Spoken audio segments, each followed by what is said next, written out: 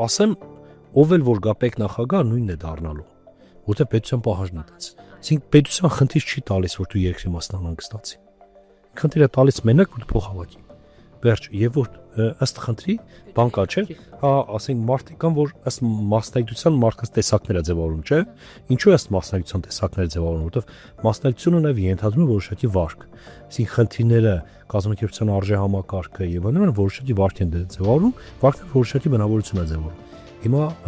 պետի նախագահ այս արժեհամակարգը, որ պետությունը իրենց ավելի բարձր եղած պետության ներկայացնել դնում են իրենց առաջ խնդիր, ինչ էլ դնեն, վաղը ով էլ կա պետի նախագահ ռակետոր դառնալու։ Ուզում գա, ամենա ես էլ գնամ ռակետոր դառնալու։ Որտեղ համար խնդիր են դնելու, փող ստացի, վերջ ուրիշ խնդիր չունի պետը։ Չեն խնդիր դնում տնտեսություն զարգացա։ Դրա համար ես մտածում եմ, խնդիրն ավելի խորն է։ Մենք կարանք բոլոր պետնախագահներին կամ բոլոր պետ բաներին քննարկենք եւ այլ, բայց բան չի փոխվելու, քանի պետությունը պետի առաջ խնդիր չի դնում, քո խնդիրն է երկրի տնտեսությունը զարգացնել։